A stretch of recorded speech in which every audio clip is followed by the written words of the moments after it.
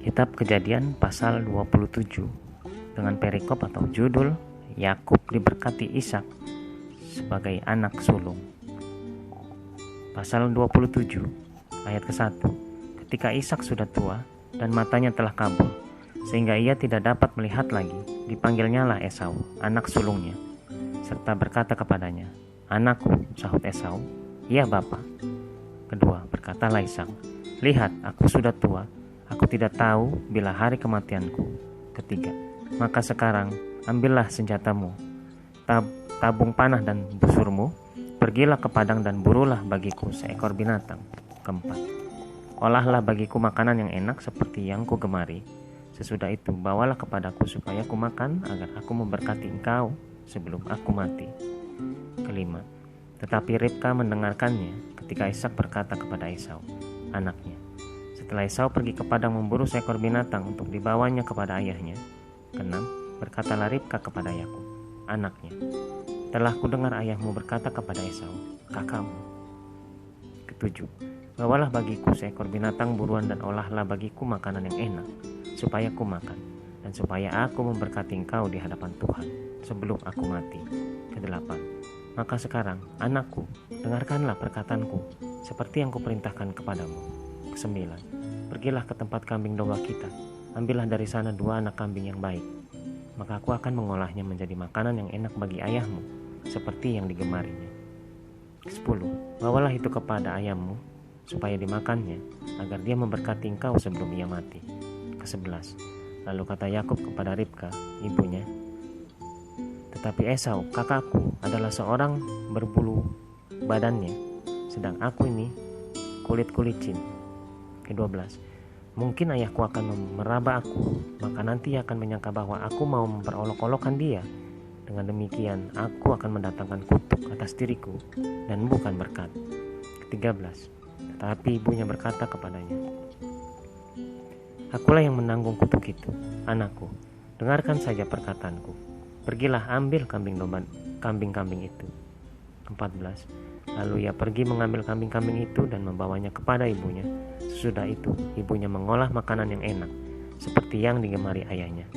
15. Kemudian Ribka mengambil pakaian yang indah kepunyaan Esau, anak sulungnya, pakaian yang disimpannya di rumah, lalu disuruhnyalah dikenakan oleh Yakub, anak bungsunya. Ke-16. Dan kulit anak kambing itu dipalutkannya pada kedua tangan Yakub dan pada lehernya yang licin itu. Ke-17. Lalu ia memberikan makanan yang enak dan roti yang telah diolahnya itu kepada Yakub, anaknya. Ke-18. Demikianlah Yakub masuk ke tempat ayahnya serta berkata, Bapa. Sahut ayahnya, ya, anakku. Siapakah engkau? Tanda tanya. Ke-19. Kata Yakub kepada ayahnya, akulah Esau, anak sulungmu. Telah kulakukan seperti yang Bapa katakan kepadaku. Bangunlah, duduklah dan makanlah daging buruan masakanku ini, agar Bapa memberkati aku.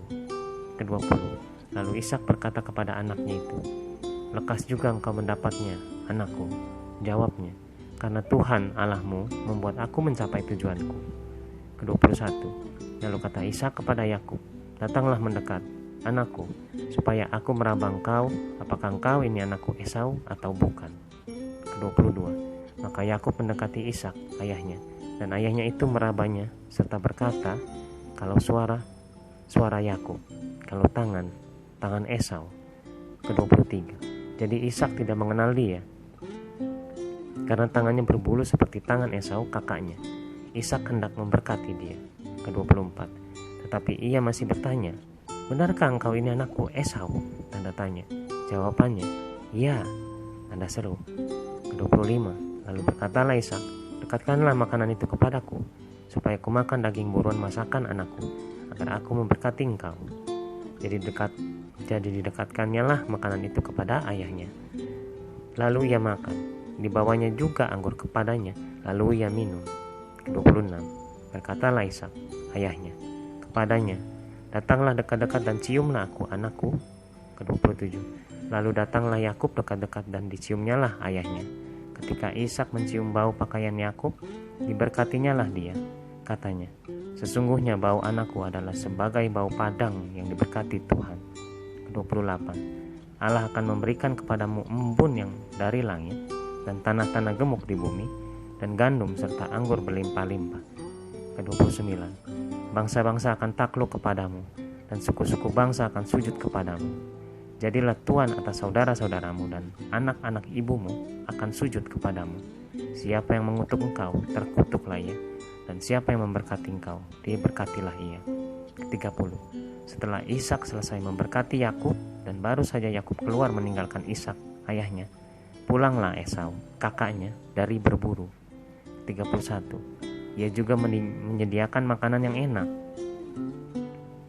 lalu membawanya kepada ayahnya. Katanya kepada ayahnya, "Bapa, bangunlah dan makan daging buruan masakan anakmu, agar engkau memberkati aku."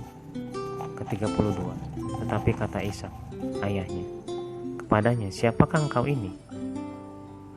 Tanda tanya. Sahutnya, "Akulah anakmu, anak sulungmu, Esau."